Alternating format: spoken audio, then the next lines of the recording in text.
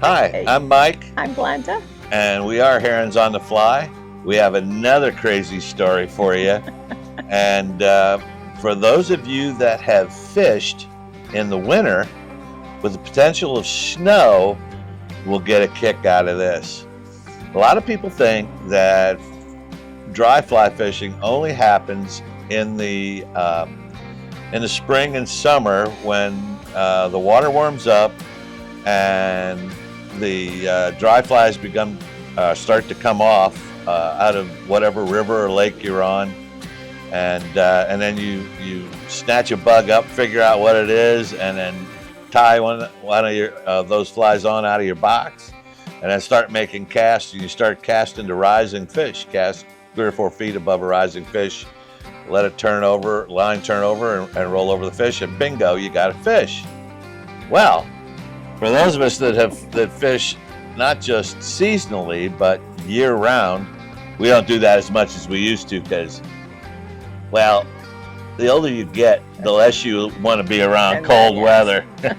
But for those of you that are still out on cold weather, if there's a chance that it may snow and you're going to be fishing on one of your favorite dry fly rivers, here's a couple stories for you.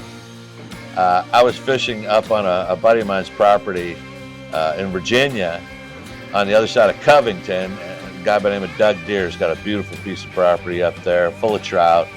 And we had fished through the day, and we were catching a few fish, nothing to speak of. Now, it's 30 degrees outside, so we're cracking ice in the rod guides every so often and whatnot.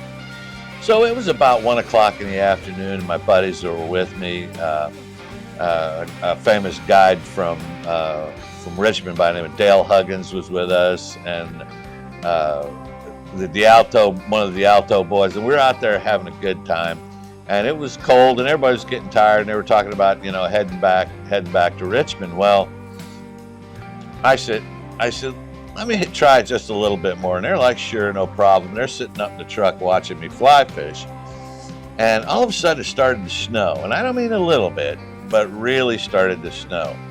And when it started to snow, as the flakes were hitting the water, the trout thought those snowflakes were bugs, were flies.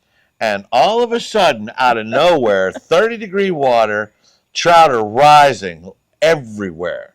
I mean, the water almost was boiling with rising trout. Now, you may think I'm kidding, but for those of you that have actually fished in this kind of weather, you know it's the truth. And I quick looking through my fly boxes for the lightest, biggest fly I had, because the snowflakes they were big. And the only thing I had was some big PMDs, and they're kind of yellow, and I was tying the biggest ones I had on and soaking them down. I really didn't have floating with me. I had a little mucilage with me, and I goobered them up and was casting them. And sure enough, I caught a few fish that day, and this was New Year's Day. So it was cold.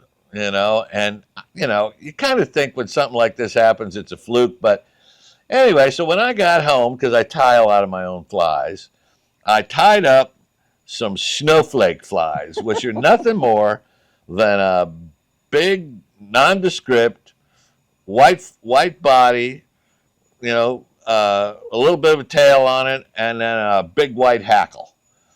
And I used feathers for my saltwater flies to make the hackle. And I just threw them in my box, didn't think anything more of it. Fast forward about, 5-6 years, Glenda and I are on a trip, and we're in Colorado Spring. We were Steamboat.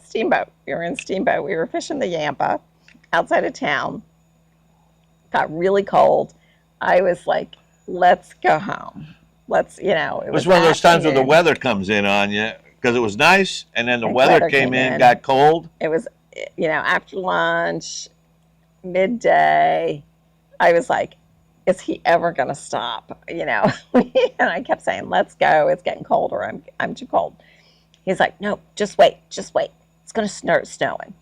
And sure enough, it started snowing. And again, fish just rising everywhere to these snowflakes. I had never seen that before. And I was like, you have got to be kidding me. He says, here, we're going to tie on the biggest, fluffiest white fly that we have. And he had some in his box and gave me one.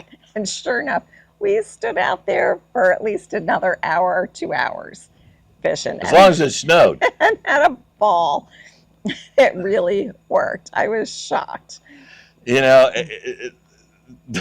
the more you're out there fishing and the more stuff you do throwing a fly and all kinds of weather, it was crazy. It's crazy. You can have so much fun. just try something. Try something different. Go on a day that you would normally say to yourself, oh man, it's nasty out there. I'm not going today. Yeah. You know, and it's like you just never know, do you? Well, go on bad days. There was an explorer, Shackleton. I think he was credited with saying, there's no bad weather, just bad clothing. Yeah. So just remember, layer, layer, layer. Break the ice out of your rod, guys. Carry a few snowflies with you in your dry fly box. You can sit there and laugh about it, but carry a few snowflies in your dry fly box and just go. Fish down until the snow starts to fall and then watch and see what happens. Snow fly fishing. That's not for me anymore, though. I'm not going in the snow. Oh, you're no fun.